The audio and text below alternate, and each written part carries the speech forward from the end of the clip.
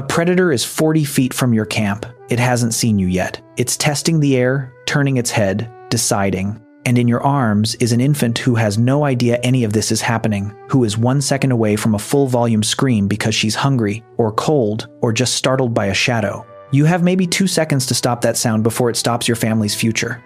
This is not a rare scenario. For most of human history, this was Tuesday. And the terrifying part is, you already carry the wiring built to survive it. Because here's the question nobody asks about parenting. Why does rocking a baby work? Why does a heartbeat sound, a shushing noise, a swaying motion, why do these specific things shut a crying infant down almost instantly, across every culture on Earth, with no instruction manual required? You didn't learn this. Your grandmother didn't teach your mother who taught you. This behavior is older than teaching. It's older than language. And the answer to why it exists isn't comforting, it's tactical. Somewhere back in deep time, silence was the difference between a bloodline that continued and one that didn't, and the tools we still use to buy that silence were built under that exact pressure. Stick around, because the last one on this list is still installed in your nervous system right now, and it explains something about your own sleep that you have never been able to figure out.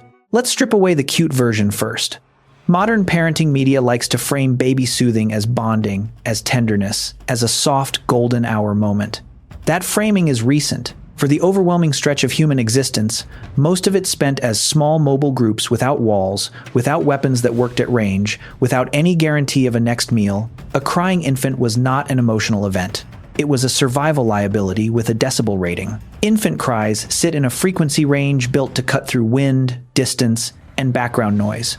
Because that's literally the design brief evolution worked from. Be audible to a caregiver 20 feet away in the bush. Nobody optimized it to also be inaudible to whatever else was listening. So parents needed a fast, reliable off switch, not a slow one, fast. And what they landed on, independently, across unconnected populations on different continents, is almost unnervingly consistent. Motion, rhythm, warmth, and proximity to a heartbeat. That convergence is the first real clue that something ancient is running underneath this, because separate human groups don't independently invent the same specific fix unless the problem itself is ancient and specific too. Take the heartbeat first. Newborns show a measurable calming response to a heartbeat rhythm played back to them, and researchers have tested this directly. Infants exposed to a recorded heartbeat sound gain weight faster and cry less than infants without it. Think about how strange that is if you say it plainly.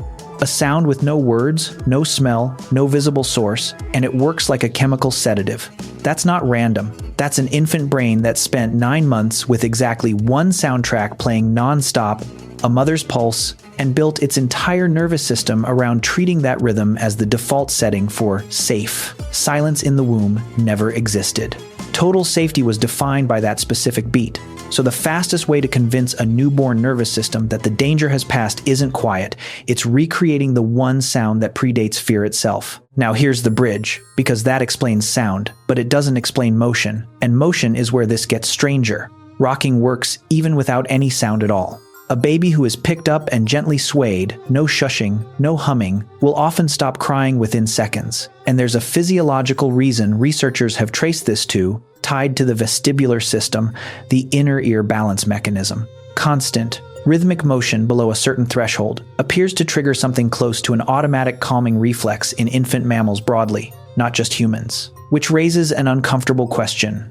Why would evolution wire an automatic go quiet switch into something as basic as being carried? Because being carried was the ancestral default.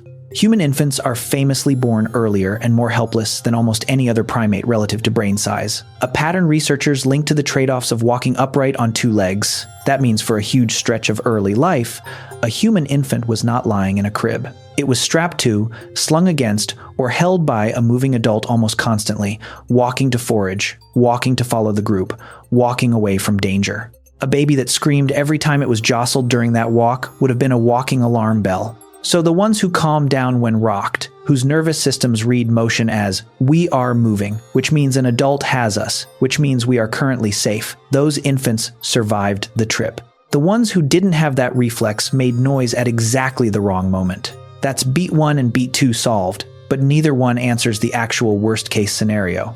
The one where you can't rock, you can't walk, because moving right now would make more noise, not less. This is where you'd expect the trail to go cold, because what do you do when stillness itself is the requirement? This is the part almost nobody connects to modern life, and it's the reason this topic earns a hard turn here instead of another entry on the list. Multiple hunter-gatherer societies, studied by anthropologists, show a strikingly direct, low-tech solution to the worst-case scenario: physical suppression of the airway or mouth at the first hint of a cry, sometimes literally a hand or breast pressed to stop the sound before it escalates.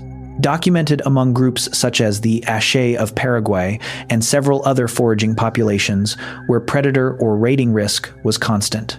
That is not gentle parenting by today's standard. It reads almost brutal on paper, but inside that world it was the only move available, because the alternative wasn't a bad night's sleep. It was every adult and child in that camp becoming visible to whatever was circling outside the firelight. A crying infant in that specific context wasn't just inconvenient. It was, in the most literal sense, a location beacon broadcasting to a predator or a hostile group exactly where the vulnerable members of the band were sitting. Sit with that for a second, because it reframes everything you just heard about heartbeats and rocking. Those weren't comfort techniques. They were early-stage suppression tools, the soft version of the same emergency response, deployed before things escalated to the point where a hand over a mouth was the only remaining option. Comfort and survival control were never two different systems in early human parenting. They were the same system, tuned by how much danger was in the air that particular night. And once you see that, the modern version of this whole system starts looking very different too. That white noise machine on your nightstand, the one shaped like a smooth stone or a cloud, marketed as sleep technology, is running the exact same trick as a mother's heartbeat, a constant, textureless rhythm convincing a nervous system that nothing sudden is coming. The instinct to sway side to side while holding a crying baby, something almost every adult does without ever being taught it. That's the vestibular reflex, firing on command, muscle memory from a lineage of walking caregivers.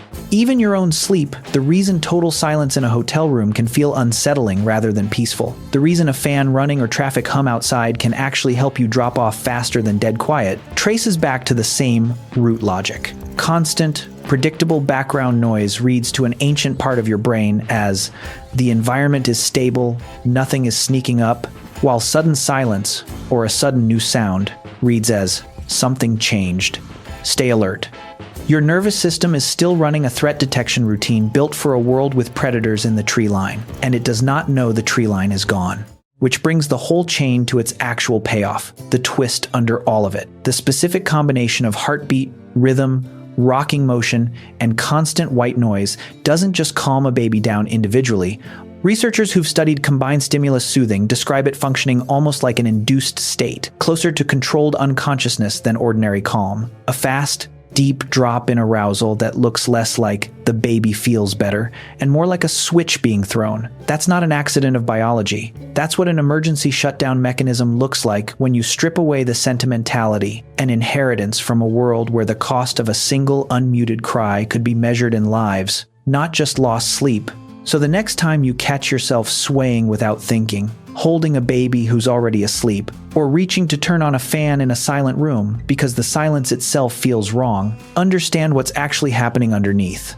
You're not being anxious. You're not being irrational. You are the current link in a chain of behavior that kept infants alive through tens of thousands of nights you will never know the details of, in camps that no longer exist, against predators that are extinct, under skies that had no other light in them at all. The world that built that reflex is gone. The reflex stayed, and maybe that's the real inheritance every generation hands down without ever meaning to. Not a memory, not a story, just a body that still remembers how to keep quiet in the dark.